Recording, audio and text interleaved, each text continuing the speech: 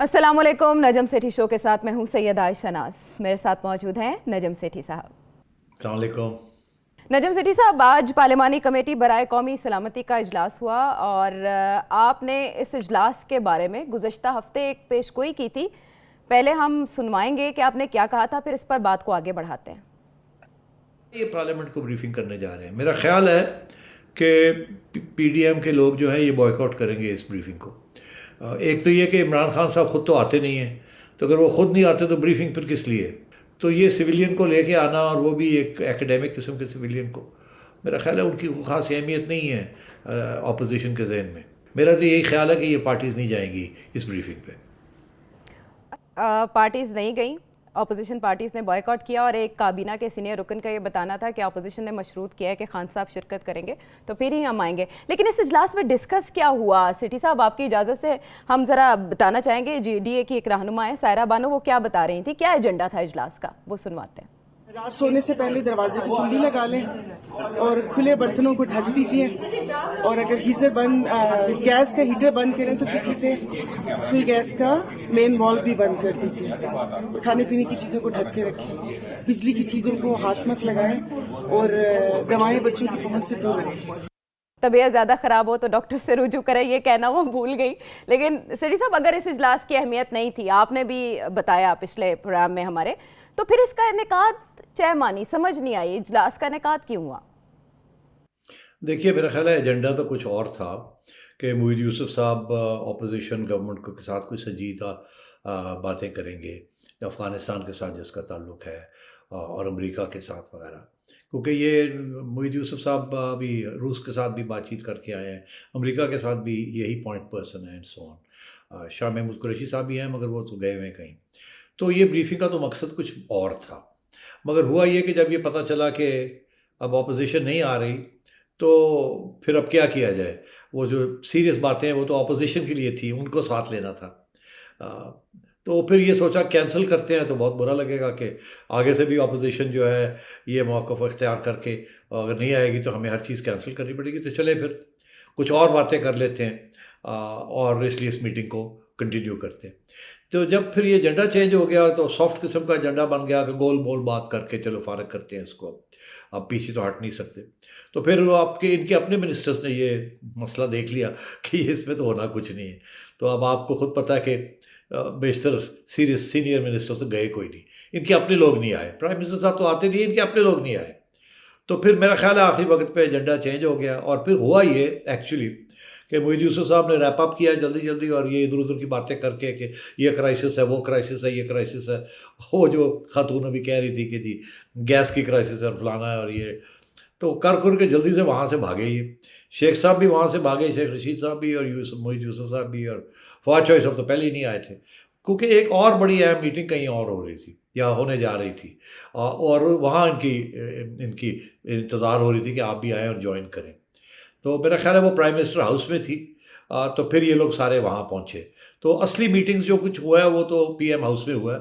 ये मीटिंग जो थी, इसकी जो भी अहमियत थी वो कैंसिल हो गई आखिरी वक्त पे। मीटिंग को कैंसिल नहीं किया बिकॉज उसके साथ लॉस ऑफ फेस हो जाता कि लो जी ऑपोजिशन ही आई तो मीटिंग ही नहीं हुई।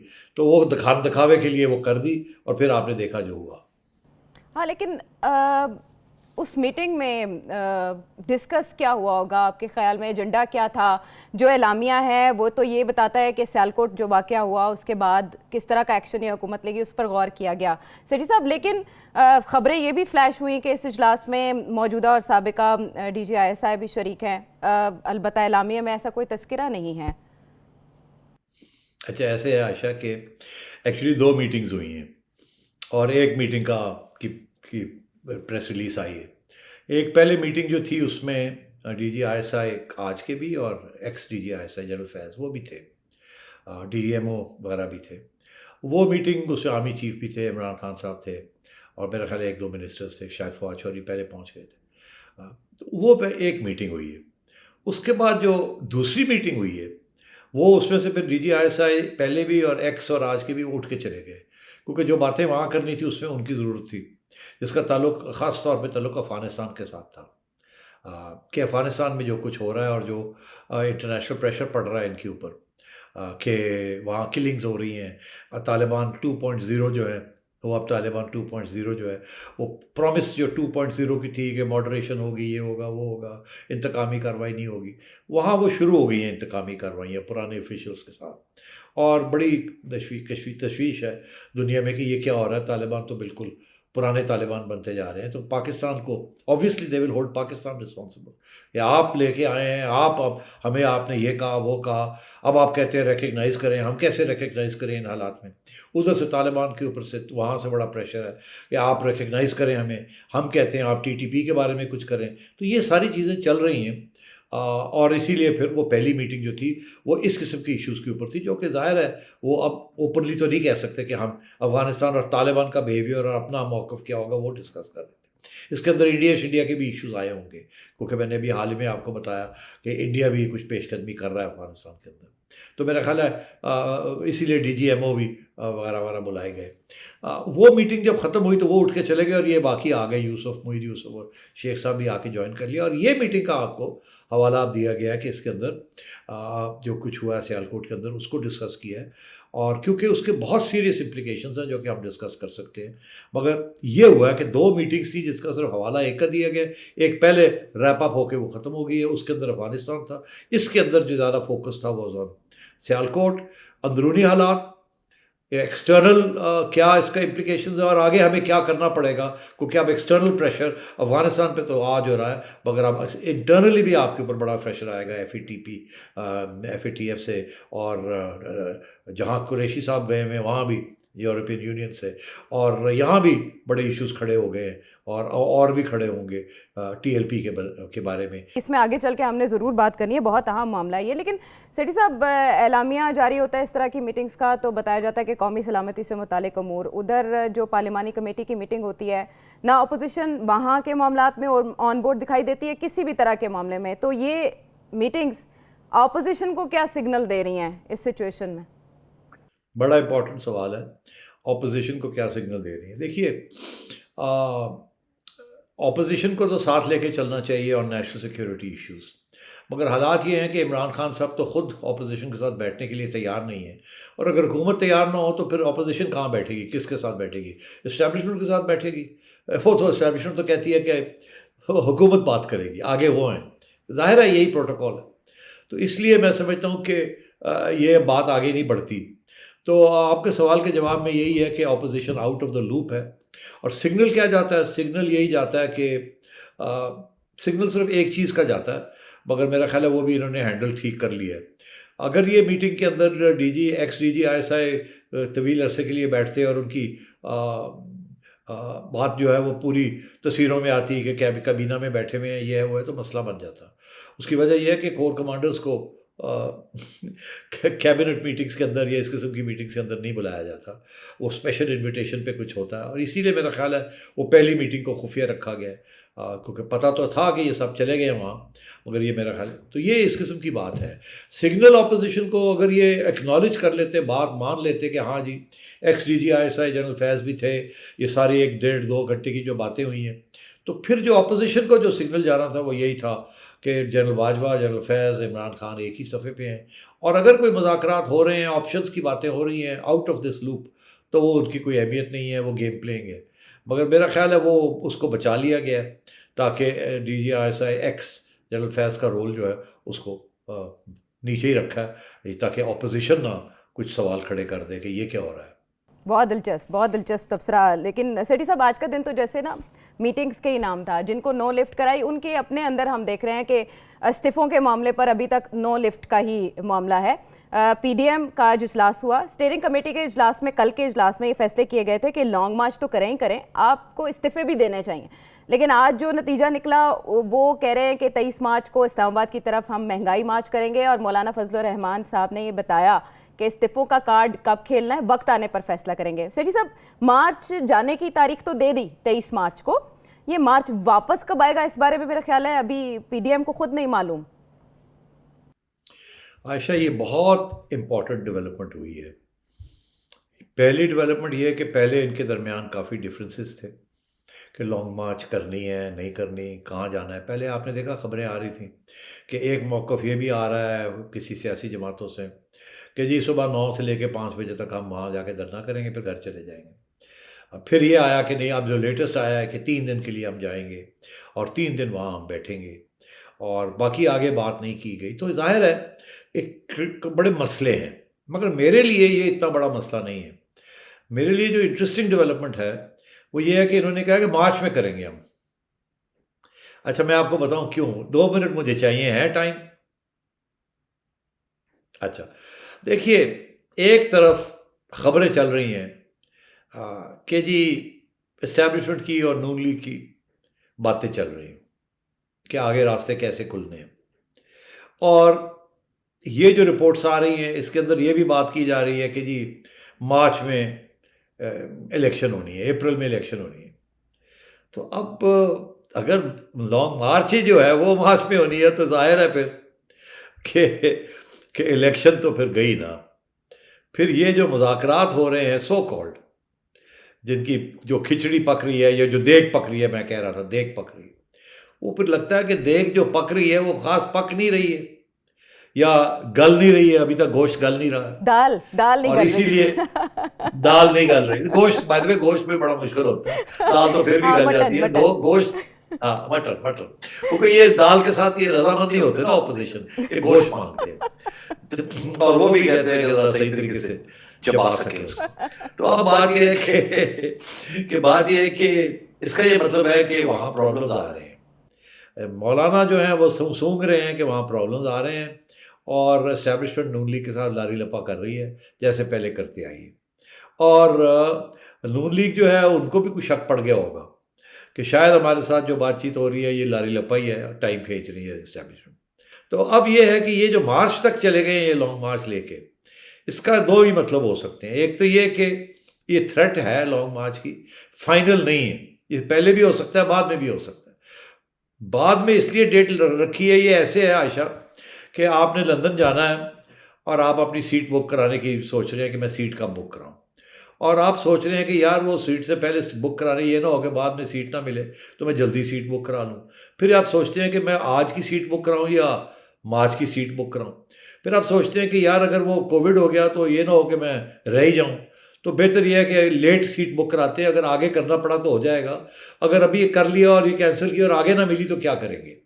تو یہ اسی قسم کا سلسلہ ہے کہ اگر یہ مذاکرات جو ہو رہے ہیں جس کی باتیں چل رہی ہیں کہ یہ کامیاب نہیں ہوتے تو تھوڑا وقت تو دینا چاہیے نا ان کو. جنوری فروری کے تو وقت لگ سکتا ہے کیونکہ باریکیاں بھی ہیں بڑی، اور بھی کچھ چیزیں دیکھنی ہے کہ یہ ہوگا نہیں ہوگا، نیگوسیشنز تو وقت لگتا ہے. اور پھر یہ ایک دوسرے کو پہچاننے میں بھی وقت لگتا ہے کیونکہ بڑی مس انڈرسٹینڈنگز ہیں، بڑا اعتماد نہیں ہے ایک دوسرے میں اسٹیبلشمنٹ اینڈ نون لیگ. تو میں سمجھتا ہوں کہ یہ شاید وقت نون لیگ نے بائی کیا ہے کہ اگر اسٹیبلشمنٹ ان کے ساتھ کوئی بات کرنے جا رہی ہے یا آگے کوئی راستے کھلنے ہیں تو تھوڑا اور ٹائم دے دیا جائے، کیونکہ کچھ جیسے کہتے ہیں نا گڑیاں جڑی نا پتنگ پیچے لگے ہیں مگر آلی ٹھیل دیتی جا رہی ہے، دونوں سائڈ ڈھیل دے رہی ہے.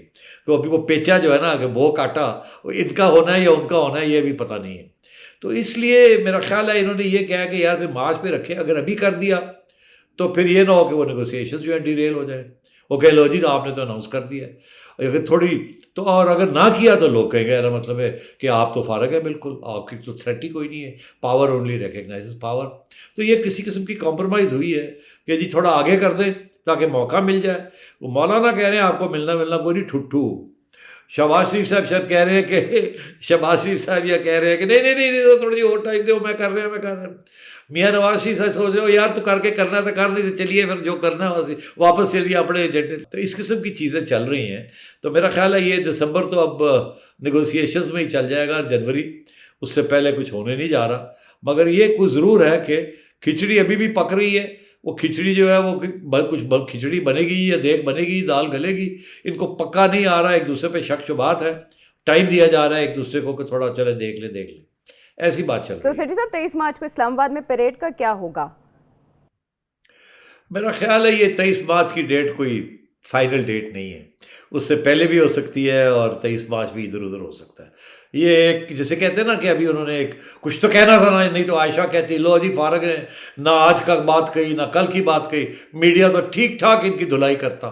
تو اسی لیے تو کچھ تو کہنا ہی تھا نا. تو بیچارے پھنسے ہوئے ہیں, تو اب کہنے دے بیچاروں. چاروں نہ چار, انہیں کوئی اعلان تو کرنا تھا, تو یہ اعلان ہو گیا. اور اس میں بھی مارچ کا یہ وہی بات ہے عائشہ, جی جی جیسے موحد یوسف صاحب نے بریفنگ تو کرنی تھی نا, تو پھر کرنی تھی. اسی لیے انہوں نے بھی تو کچھ تو کہنا ہی تھا نا, تو کہہ دیا. مگر کوئی جان وان نہیں ہے. یہ جو ساری باتیں ہوئی ہیں نا, یہ ساری جو ہے یہ they can be you turns on all this. بالکل ٹھیک ہے. اچھا سیٹھی صاحب, آپ نے اپنے کمنٹ میں بات کی الیکشنز کی, تو پھر مارچ میں تو بلدیاتی الیکشن کے حوالے سے بھی تیاریاں کی جا رہی ہیں, کیونکہ آج سیکریٹری بلدیات نے پنجاب کی سطح پر جو صوبائی الیکشن کمشنر ہیں ان سے بھی ملاقات کی ہے اور بلدیاتی الیکشن کے حوالے سے تبادلہ خیال کیا ہے. خیر, مہنگائی مارچ اس کو نام دیا گیا ہے, اور مولانا فضل الرحمان جب آج میڈیا کو بریف کر رہے تھے فیصلوں کے بارے میں تو خاصے برہم دکھائی دیے. ان سے مختلف سوال کیے گئے, تو جواب میں انہیں ترش لہجے میں انہوں نے صحافیوں کو جواب دیا. سیٹھی صاحب کی پریڈکشن میں بہت سے اشارے ہیں, جن کو سمجھ آ سکتی ہے وہ سمجھ جائیں گے. بریک کے بعد ہم واپس آتے ہیں.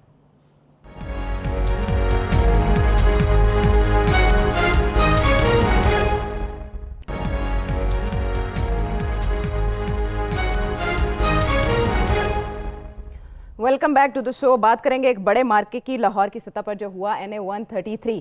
اس میں یہی پریڈکٹ کیا جا رہا تھا کہ نون لیگ اب آسانی یہاں جیت جائے گی, لیکن پیپلز پارٹی نے کوئی اتنا آسان مقابلہ رہنے نہیں دیا. لیکن سیٹھی صاحب, یہاں پر تو ایک آپ سے گلا ہے, آپ کی چڑیا نے یہ خبر کیوں دی کہ جو بھی یہاں پر ہارے گا یا جو دوسرا امیدوار ہے پیپلز پارٹی کا, زیادہ سے زیادہ 5-6 ہزار ووٹ لے لے گا, اس سے زیادہ نہیں لے سکے گا. یہاں پر ان کے ووٹس میں 2018 کے مقابلے میں 6 گنا زیادہ اضافہ ہوا ہے, اور اسے پنجاب میں پیپلز پارٹی کا ریوائول کہا جا رہا ہے. سیٹھی صاحب, واہ جی واہ. تو کیا ہوا, کیا پوری خبر تو پوری دیں, پھر میں یہ جواب دیتا ہوں اس کا. سیٹھی صاحب, ہوا یہ کہ باقاعدہ یہ یہاں پر کتنے ووٹ کس کو پڑے, کیا ہوا. شائستہ پرویز ملک جو ہیں, اہلیہ ہیں جو مرحوم پرویز ملک صاحب کی, نون لیگ کے جو امیدوار تھے, ان کی وفات کے بعد یہ نشست خالی ہوئی تھی. ان کے جو ووٹ ہیں وہ 2018 میں تو انہیں 89,000 سے زائد پڑے تھے, اب کی بار 46,811 ووٹس پڑے ہیں جو غیر حتمی نتائج سامنے آئے. ان کے مقابلے میں اسلم گل صاحب جو پاکستان پیپلز پارٹی کے امیدوار ہیں, بتایا جاتا ہے کہ وہ مڈل کلاس سے ہیں, ان کے ووٹس 32,313 تھے, اور پچھلے الیکشن میں 2018 کے انتخابات میں انہیں 5,585 ووٹس پڑے تھے, جیسی آپ نے پریڈکشن اب کی بار کی تھی, اور اعجاز چودھری صاحب کو 77,000 ووٹس پڑے تھے 2018 میں.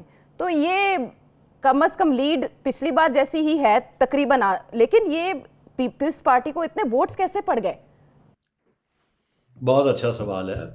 دیکھیے, جب میں نے یہ کہا تھا کہ پیپلز پارٹی کو 5-6 ہزار ووٹ ملتے ہیں اور یہ بڑی آسان وکٹری ہوگی نون لیگ کے لیے, تو اس وقت تو یہی توقع تھی. مگر جو بات کا پتہ نہیں تھا, اور اس وقت چڑیا نے یہ خبر نہیں دینی چاہیے تھی کہ آصف زرداری صاحب پہنچ جائیں گے یہاں اور اس الیکشن کو خود مانیٹر کر کے اور پیپلز پارٹی کو ووٹ دلوائیں گے. پہلی بات تو یہ. تو پیپلز پارٹی کے ووٹ تو 6-7 ہزار ہی تھے, اس سے زیادہ نہیں ہیں.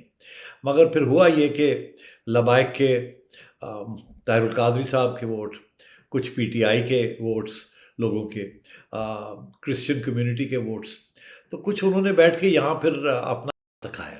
اچھا, بڑا انٹرسٹنگ بات یہ ہے کہ زرداری صاحب کو پتہ تھا کہ وہ جیت تو سکتے نہیں, تو پھر انہوں نے کیوں اتنی محنت کی. جانے دیتے 5-6 ہزار روپے, وہ ہارتے جیتے کیا فرق پڑتا, ہار تو ابھی بھی گئے. مگر وہ کچھ پروف دینا چاہتے تھے, وہ کچھ دکھانا چاہتے تھے, وہ کچھ کارروائی کرنا چاہتے تھے. انہوں نے وہ کارروائی کی اور کامیاب ہو گئے. وہ کیا کارروائی ہے اور کیسے کامیاب ہوئے, یہ میں آپ کو بتاتا ہوں. زرداری صاحب نے اسٹیبلشمنٹ کو ایک پیغام دینا تھا کہ جب ہم ہیں تو کیا غم ہے. مطلب ان کا, آپ دیکھ رہے ہیں 2 باتیں. اس الیکشن کا انچارج کون تھا پیپلز پارٹی کی طرف سے, پتہ ہے آپ کو؟ میں بتاتا ہوں کون تھا. یہ کر رہے تھے کنڈکٹ راجہ صاحب کر رہے تھے, راجہ پرویز اشرف جی, ان کے حوالے کیا تھا. آپ کو یاد ہے ابھی حال ہی میں ان کا کیا ایک بیان آیا تھا جس کی طرف آپ نے بھی توجہ دلائی تھی کہ یہ بڑا انٹرسٹنگ بیان ہے, EVMs کے بارے میں. یاد ہے آپ کو؟ نہیں, میں یاد دلاتا ہوں. ابھی حال ہی میں راجہ صاحب نے یہ بیان دیا کہ کچھ صورتحال ایسے بھی ہو سکتی ہے کہ پیپلز پارٹی EVM کے الیکشن کے اندر استعمال میں ہم اگری بھی کر سکتے ہیں, اگر ہمیں ایشورنس دی جائے کہ اس کو مس یوز نہیں کیا جائے گا تو ہم کنسیڈر کر سکتے ہیں. یہ بیان راجہ صاحب کا آیا تھا, جس کے اوپر لوگوں نے کہا یہ کیا چکر ہے, یہ تو نہ کر رہے تھے. بلاول نے کیا کہ تھک گیا کہ ہم نہیں مانتے, اور آج راجہ صاحب جو ہے وہ یہ بات کہہ رہے ہیں کہ ہاں دیکھا جا سکتا ہے. اگر آپ ہمیں اسٹیبلشمنٹ ایشورنس کرتی ہے کہ مس یوز نہیں ہوگا تو ای وی ایم کو دیکھا جا سکتا ہے, کیوں نہیں, الیکشن میں حصہ لیا جا سکتا ہے ای وی ایم کے ذریعے بھی. اس کے بعد ان کو بنایا جاتا ہے انچارج آف دس کیمپین. تو میرا خیال ہے زرداری صاحب اور راجہ صاحب, یہ پیپلز پارٹی کا یہ فیصلہ ہو گیا ہے کہ نون لیگ کے ساتھ تو دال نہیں گلنی, وہ جو گلنے کی کوشش کی جا رہی ہے. ہم اپنے آپ کو آگے کرتے. تو پیپلز پارٹی دکھانا چاہ رہی تھی کہ ہم 5-6 ہزار سے 32 ہزار تک جا سکتے ہیں, اور یہ دیکھیں ہم نے کر کے دکھایا آپ کو. ان کا یہ کہنا ہے کہ اگر جب ووٹ آف نو کانفیڈنس جب بھی آپ نے فیصلہ کیا عمران خان کے خلاف تو سب سے آگے ہم ہوں گے. ہمارے 50-55 سیٹیں ہیں وہاں, تھوڑے سے جہانگیر ترین کے لوگ دے دیں, 30-40 وہ ہو گئے, 100 سے زیادہ ہو گئے, اور باقی ہم تھوڑا بہت آپ کر دیں, تھوڑا بہت ہم پی ٹی آئی کو توڑ کے اگلے 1.5 سال کے لیے ہم تیار ہیں آپ کے ساتھ تعاون کرنے کے لیے. آپ کو نون لیگ کی کیا ضرورت ہے؟ ووٹ آف نو کانفیڈنس بھی ہو سکتا ہے اور حکومت بھی ہم آپ کے ساتھ مل کے, ظاہر ہے آپ کو پی ٹی آئی توڑنی پڑے گی, باقی ہم کر لیں گے. کچھ 100 ہم کر لیتے ہیں, 70-80 آپ کر لیں, اللہ خیر صلاح. نون لیگ کے ساتھ بات کرنے کی کیا ضرورت ہے؟ بلاول کو پرائم منسٹر بنائیں 1.5 سال کے لیے, یا کسی اور کو ہم آپ کو دے دیتے ہیں, راجہ ہی دے دیتے ہیں, راجہ صاحب دے دیتے ہیں آپ. تو اب بات یہ ہے کہ نون لیگ نے اس کو لائٹلی لیا. اب آپ آئیے دوسرا حصہ اس سوال کا کہ نون لیگ نے اس کو لائٹلی کیوں لیا. اور پہلی بات تو یہ ہے کہ مجھے بات کی سمجھ نہیں آئی کہ شائستہ صاحبہ کو کیوں نون لیگ نے یہ ٹکٹ دیا. وہ تو آلریڈی ایک ایم ایل اے تھی, تو یہ ایک اور کسی صاحب کو دے دیتے, وہ انہوں نے بھی جیت جانا تھا, ضروری تھا ان کو دینا. مگر وہ میاں صاحب بڑے جنرس ہیں نا, وہ کچھ بتانا بھی چاہتے تھے کہ I am proud of my people and I stick with them. تو انہوں نے اپنی طرف سے یہ اشارہ کیا, نہیں یہ آپ ہی کی سیٹ ہے, آپ جائیں. تو میرا خیال ہے وہ تو ہو گیا. مگر 46,000 ووٹ آپ نے دیکھا کہ مریم کو نہیں یاد کیا حمزہ نے اور شہباز شریف صاحب نے. حمزہ نے مریم کو یاد نہیں کیا کہ آ کے کینوسنگ کریں. وہ کر سکتی تھی انڈر دی الیکشن رولز. وہ نہ ایم این اے ہے, نہ ایم پی ہے, نہ منسٹر رہی ہے, ان کا تو کوئی حیثیت نہیں ہے, اور وہ تو کینوسنگ کر سکتی ہے, ان کے اوپر تو کوئی پابندی نہیں تھی. ان کو نہیں بلایا یا وہ آئی نہیں. تو اگر وہ آ جاتی تو ظاہر ہے 10,000 ووٹ اور نکل آنا تھا. اس کے یہ پتہ چلنا تھا کہ نون لیگ سنجیدگی کے ساتھ اس کو لے رہی ہے. تو نون لیگ اس گیم کو سمجھ نہیں سکی میرے حساب سے. اچھا, شائستہ پرویز ملک صاحبہ تو عدت کی وجہ سے کیمپین بھی نہیں چلا سکیں. علی پرویز ملک صاحب جو صاحبزادے ہیں ان کے, انہوں نے یہ کیمپین چلائی, اور مریم نواز صاحبہ نے اپنی سیاسی مصروفیات ترک کر رکھی ہیں. جنید صفدر کی جو شادی کی تقریبات ہیں اس سلسلے میں, یہی وجہ ہے کہ وہ ہمیں پی ڈی ایم کے اجلاس میں بھی دکھائی نہیں دی. لیکن ایک اور جو پتے کی بات ہمیں بتا رہے ہیں حکومتی جتنے بھی رہنما ہیں کہ ٹرن آؤٹ 18%. یوزلی جو ضمنی انتخاب ہوتا ہے اس میں ہم 25 سے 30% دیکھتے ہیں کہ لوگ باہر نکلتے ہیں. پبلک سینٹیمنٹ اتنا مایوس کن سیٹھی صاحب کیوں دکھائی دیا؟ پی ٹی آئی نہیں تھی میدان میں, حکومتی رہنما تو یہ کہہ رہے ہیں, ایسا ہی ہے؟ دیکھیے 2 چیزیں ہیں یہاں. ایک چیز جس کو لوگ سمجھ نہیں رہے ہیں, اس کنسٹیٹیوسی میں 2018 سے لے کے آج تک 3 سال کے اندر 80,000 سے زیادہ نئے ووٹر رجسٹر ہو چکے ہیں. یہ بڑی انٹرسٹنگ ڈیولپمنٹ ہے. 80,000 سے زیادہ. یہ آج کسی کنسٹیٹیوسی میں, این اے کی کنسٹیٹیوسی میں اتنے نہیں ووٹرز نئے بنے, اور یہ سارے نوجوان لوگ ہیں, 18 سال کے نئے لوگ ہیں, جن کی ہمدردیاں زیادہ تر نون لیگ کے ساتھ نہیں ہیں, یا پی ٹی آئی کے ساتھ ہیں, یا لبائک کے ساتھ ہیں, یا لوکل ایشوز کے اوپر کوئی ادھر سے کوئی ادھر سے ہے. ان میں سے کم لوگ ہی ہیں جو کہ نون لیگ کے ووٹر ہوں گے. مگر 80,000 تو ایک تو ووٹ بینک بڑھ گیا ہے, مگر پھر اس کے باوجود اتنے کم ووٹ پڑے ہیں. تو یہ دیکھنے والی بات ہے, اور اس میں 2-3 ریزنز ہیں. ایک تو نون لیگ نے اس کو سیریسلی نہیں لیا, لوگوں کو نکالا نہیں باہر, اور ظاہر ہے پھر عام طور پہ لوگوں کو پتہ ہی تھا کہ نون لیگ ہی جیتے گی, اس کی کنسٹیٹیوسی ہے. کسی کو یہ خیال نہیں تھا کہ پیپلز پارٹی اس قسم کا کاؤنٹر اٹیک لانچ کرے گی. اور میرا خیال ہے خود نون لیگ والے ہل گئے ہوں گے, ارے یہ کیا, یہ تھوڑی بہت بھی دھاندلی ہوتی تو یہ گئے تھے نون لیگ والے, اور زرداری صاحب نے کو کر دینا تھا یہاں. تو اب آگے سے ان کو سمجھ آنی چاہیے کہ زرداری صاحب کیا کر سکتے ہیں اور کیا نہیں کر سکتے. اور یہ بیٹھ جانا اور سوچنا کہ یہ ہماری کنسٹیٹیوسی ہے, اب ہم باتیں سارا وقت ہم کرتے ہیں, میں کرتا ہوں کہ آج الیکشن ہو تو نون لیگ سویپ کر جائے گی, اب سوچنا پڑے گا. تو سیٹھی صاحب جو بلاول اپنے ٹویٹس میں پریڈکشن کر رہے ہیں کہ پنجاب اور مرکز میں ہم حکومت بنائیں گے, یہ کانفیڈنس بلا وجہ نہیں ہے آپ کے خیال میں؟ بلا وجہ نہیں ہے، بالکل بالکل ٹھیک ہے، لیکن سیٹھی صاحب جو بڑی اہم بات آپ نے کہی نئے رجسٹرڈ ووٹرز کی اس حلقے میں، حیرت انگیز طور پر جتنے ووٹ کاسٹ ہوئے ہیں اور جو سیٹھی صاحب نے پریڈکٹ کیا ہے رجسٹرڈ ووٹرز کا، وہ تعداد میں کافی مماثلت ہے، 80,000 سے زائد کچھ ووٹس کاسٹ ہوئے ہیں. اور سیٹھی صاحب نے یہاں پہ بھی پتے کی بات بتا دی. اس حلقے میں ہوا کیا آپ نے جانا. بریک کے بعد ہم واپس آتے ہیں.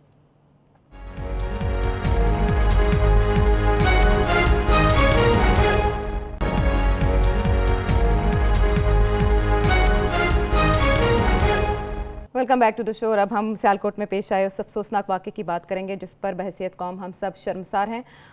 ملک کی سیاسی قیادت نے، عسکری قیادت نے اس پر سخت افسوس کا اظہار کیا ہے اور آج کے اجلاس میں بھی یہی بات کی گئی کہ ذمہ داران کو، ملزمان کو، مجرمان کو سخت سزا دی جائے گی.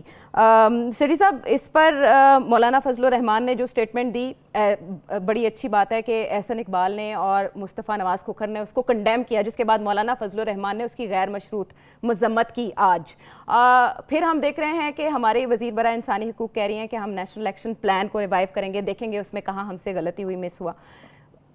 یہ بطور واقعہ اسے آپ کیسے دیکھتے ہیں اور اس کے کیا مضمرات آپ کو لگتے ہیں؟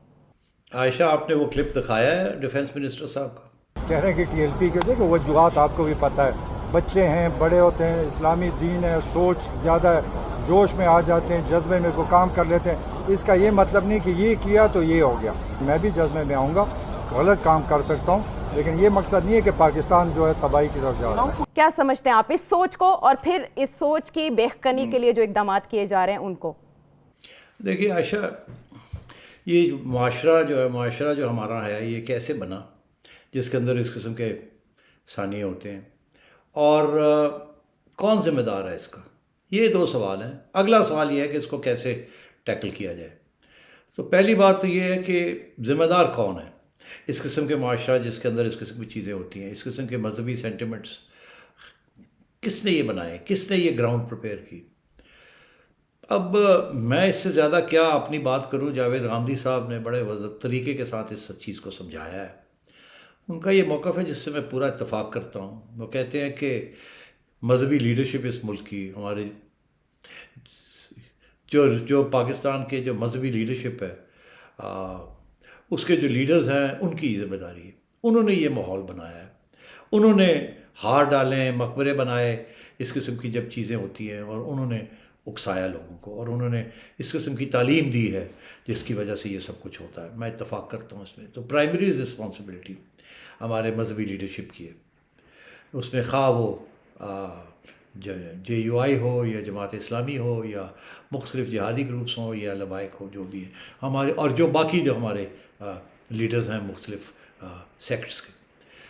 دوسری بات انہوں نے یہ کہی کہ جس قسم کے قانون سول ملٹری حکمرانوں نے بنائے ہیں جس کا تعلق ان چیزوں کے ساتھ ہے، وہ قانون بھی جو ہیں وہ صرف پاکستان میں ہی ایسے سخت قانون ہیں جس کی دنیا میں کسی اور مسلم ممالک میں اس قسم کی چیز نہیں ہے. اور ان کا یہ کہنا ہے کہ یہ قانون بھی ذمہ دار ہیں. اگر آپ اس قسم کے قانون بنائیں گے تو پھر لوگوں کو تحفظ ملتا ہے، اور پھر اس قسم کی چیز کرتے ہیں کہ انہیں معلوم ہے کہ قانون جو ہے ان کے ساتھ ہے، اور پھر اگر کچھ وائلیشن بھی ہو تو قانون ان کو کچھ نہیں کہے گا. تو یہ دوسری چیز ہے کہ جس قسم کے یہاں اسلامک قانون بن چکے ہیں، اس کی وجہ سے بھی اس قسم کی دلیری اور اس قسم کی باتیں ہوتی ہیں اور چیزیں ہوتی ہیں. تیسری چیز جو انہوں نے کہی بڑی انٹرسٹنگ، انہوں نے کہا جی ہماری جو ملٹری اسٹیبلشمنٹ ہے انہوں نے بھی اسلام کو اپنے زیادتی سیاسی مقاصد کے لیے استعمال کیا، اپنے آپ کو قانونی بنانے کے لیے، لیجیٹیمیٹ بنانے کے لیے اسلام کو استعمال کیا، اور اس قسم کی چیزیں جو ہیں اس کو ٹالریٹ کیا. اور آخر میں انہوں نے پھر یہ بھی کہا کہ سیاستدانوں کی بھی ذمہ داری ہے جو ہر سٹیج پہ جو ملوث ہیں، قانون بنانے میں بھی ملوث ہیں، اس ملٹری اسٹیبلشمنٹ کو چیلنج بھی نہیں کیا کبھی، ان چیزوں کے اوپر ہاتھ پہ ہاتھ بٹایا ہے، اور پھر سارا وقت سیاستدان جو ہیں وہ کسی نہ کسی مذہبی ایشو کو لے کے آگے چلتے ہیں. نون لیگ کے اندر ہے لوگ کہ لیڈرشپ ایک بات کر رہی ہے اور ان کے کچھ رہنما ہیں وہ کچھ اور بات کر رہے ہیں، ہوا دے رہے ہیں ان قسم کی چیزوں کو، and so on. Peoples Party میں ہے، ابھی آپ نے دیکھا پیپلز پارٹی نے یہ NA33 میں جو 133 ہے، جہاں وہاں جو ہوا، کیا ہوا؟ ذوالفقار علی بھٹو صاحب کے پوسٹرز لگے ہوئے تھے اور ختم نبوت کے مجاہد ان کو قرار دیا گیا. یہ پیپلز پارٹی ہے جو اپنے آپ کو سیکولر پارٹی کہتی ہے، تو وہ بھی اس کی کریڈٹ لے رہے ہیں. تو مطلب ہے یہ لبائک کے ووٹ لینے کے لیے, مذہبی ووٹ لینے کے لیے. تو اس قسم کی چیزیں ہیں. تو میں سمجھتا ہوں کہ یہ 4 ریزنز ہیں جو جاوید غامدی صاحب نے جو بتائے ہیں, یہ بالکل درست ہیں. تو یہ سب کی ذمہ داری بنتی ہے, اسی لیے معاشرہ جو ہے یہ. تو پہلی بات تو یہ. اب آگے آپ نے میرے خیال ایک اور سوال تھا کہ اس کے اثرات کیا ہوں گے, وہ آپ اگر اس کو پھر سے ریفریز کرنا چاہیں تو بھی ہے. ہاں, نیشنل ایکشن پلان. اب یہ مسئلہ کیا بن گیا ہے؟ ہاں, تو وہ مسئلہ یہ بن گیا ہے کہ اب قریشی صاحب, شاہ محمود قریشی صاحب برسلز گئے ہیں, وہاں ان کی ٹھیک ٹھاک کھنچائی ہوگی. ان کے تعلقات سری لنکا سے خراب ہو گئے ہیں, وہاں بھی مسئلے بنے ہوئے ہیں. اب یہ مسئلہ بنے گا FATF اور یونائٹڈ نیشنز میں. آپ لکھ کے دیکھ لیں, میں آج پیشن کو ہی کر رہا ہوں کہ اگلی ڈیمانڈ یہ آئے گی کہ لبائک کو بین کیا جائے اور اس کو بھی ایڈ کیا جائے ان بینڈ آرگنائزیشنز میں. اور ہمارے حالات کیا ہیں؟ آپ نے بین کیا, پھر آپ نے بین وڈرا کر لیا, اور اب آپ کے اوپر ایک نئی تلوار آئے گی اس کے بعد, دیکھیے گا. اور آپ کے سارے فنڈنگ جو ہے پھر رک جائے گی, کیونکہ یہ چیز ہو گئی ہے. اور اب آپ کیا کریں گے؟ اسی لیے آپ نے اب سب کو بلا لیا, میٹنگ آج کی, کہ اب کیسے پکتیں گے اس چیز کو. ابھی تو ہم نے لبائک کے ساتھ مکمکا کیا ہے, ایک خفیہ اگریمنٹ کی ہے. اب وہ ہمیں پریشر آئے گا کہ جی لبائک کو بین کریں. یہ سارا کچھ جو ہے یہ انہی کا کرنا ہے. اس قسم کا جو ماحول بنتا جا رہا ہے, آج یہ کل کو کچھ اور ہو جائے گا. تو پھر ہم کیا کریں گے؟ ہمارے معاہدے کہاں جائیں گے؟ نیشنل ایکشن پلان نکالو, نیشنل ایکشن پلان نکالو, اس کے اندر کچھ چیزیں ڈالو اور اس کے تحت کچھ کارروائی کرو, تاکہ ہم بتا سکیں FATF والوں کو اور امریکہ والوں کو اور برسلز والوں کو کہ نہیں ہم نے یہ کیا, نیشنل ایکشن پلان کی. تو اب کیا؟ اب یہ پرابلم ان کے لیے یہ بنا ہے کہ لبائک کے ساتھ کیسے ڈیل کرنا ہے, بیکاز یہ بات آگے بڑھ سکتی ہے. یہاں سزائیں دینی ہے, کیسے دینی ہے, ڈیٹرنس کریٹ کرنا ہے, کون سے قانون استعمال کرنے ہیں ان لوگوں کے اوپر جن کو آپ نے گرفتار کیا ہوا ہے, جن کے اندر ضرور کچھ لبائک کے لوگ بھی ہوں گے. کل کو لبائک کھڑی ہو کے کہتی ہے نکالو ان کو, نہیں تو ہم پھر آ رہے ہیں سڑکوں کے اوپر, کیا کریں گے؟ تو اسی لیے اب پورا سہارا لینا پڑا ہے سب ٹاپ اسٹیک ہولڈرز کو بلا کے کہ جی اب تو نیشنل ایکشن پلان کو اس کے اندر اس کے تحت ہم ان چیزوں کو ڈیل کریں گے. پہلے سوئے ہوئے تھے یہ, جب یہ مکمکا کر رہے ہیں تو کیا کر رہے ہیں. تو یہ اس قسم کی چیزیں ہو رہی ہیں یہاں. اسی لیے یہ جو میٹنگ تھی, یہ جو ہم نے ابھی پہلے ڈسکس کی, یہ وہ سارا کھاتا ہے. اچھا سیٹھی صاحب, TLP تحریک لبیک پاکستان کی جانب سے لا تعلقی کا اظہار کیا گیا, اعلان کیا گیا ہے ان افراد سے جو کہ گرفتار ہوئے ہیں یا جنہوں نے یہ فیل کیا. جو عالمی ساکھ ہے اس واقعے کے بعد وہ کتنی مجروح ہوئی؟ سیالکوٹ جسے منی جاپان بھی کہا جاتا ہے, وہاں کے ڈفرینٹ ایکسپورٹرز یہ بتا رہے ہیں کہ آرڈرز بہت سے کینسل ہو رہے ہیں. یہ واقعہ پاکستان کو کتنا نقصان پہنچا سکتا ہے؟ برا حال ہے ان کا. ان کی طرف سے جو میری سورسز وہ کہتے ہیں $1 بلین کی ان کی ایکسپورٹ ہے یہ سب چیزوں کی, جو اس وقت خطرے میں ہے. اور ان کی ہوائیاں اڑی ہوئی کہ ہمارا کیا ہوگا.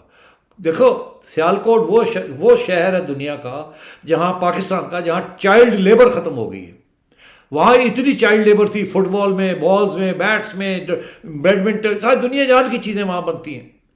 وہ چائلڈ لیبر انہوں نے وہاں ختم کروا دی فارنرز نے آ کے, ایک مانیٹر کر کے. اور اب یہ مانیٹرنگ شروع ہو جائے گی. تو یہ کہاں جائیں گے؟ آپ $1 بلین کے لیے آپ سعودی عربیہ اور IMF کے پاس, یہ سارا جو IMF سے آپ کو کیا ملے گا اس سال اگر آپ نے کنڈیشنز پوری کی $1 بلین, اور وہاں $1 بلین کی ایکسپورٹ ایسے ختم ہو سکتی ہے اس قسم کی چیز کے اوپر. آپ کا برا حال ہے, اور یہاں یہ چیزیں ہو رہی ہیں. تو اسی لیے یہ پسوڑی پڑی ہوئی ہے, پریشانی ہوئی ہوئی ہے, آپ کیا کریں گے؟ اور اسی لیے اپوزیشن کو نہیں بلایا. وہ ان کی کیا ہیلپ کر سکتے ہیں؟ وہ کہیں گے خود ہی تسی پکتو, تسی جن کھول لے رہے تھے آپ ہی پکتو انہوں نے تسی. تو یہ سارا چکر ہے, بہت برے حالات ہیں, اور خراب ہو گئے ہیں اس انسیڈنٹ کی وجہ سے. ٹھیک ہے, حالات اور خراب ہو رہے ہیں. اور اس معاملے میں ایک اور بہت اہم بات حکومت کے سوچنے کی یہ بھی ہے کہ پولیس کا رسپانس کیسا رہا. اس واقعے کو ہونے سے روکا جا سکتا تھا, کیوں نہ روکا گیا, اور کیسے یہ سب کچھ دنیا کی نظروں کے سامنے آ گیا, جس کے بعد اب ہمیں رد عمل کا سامنا ہے آج بھی اور کل بھی, جو پریڈکشن سیٹھی صاحب نے کر دی. پروگرام کے حوالے سے آپ فیڈ بیک دیجیے گا. ٹیلی ویژن اسکرین پر آپ کے سامنے نمبر ہے, سیٹھی صاحب کے سامنے اپنا سوال رکھ سکتے ہیں. ہمیں اگلے پروگرام تک کے لیے اجازت دیجیے. اللہ نگہبان.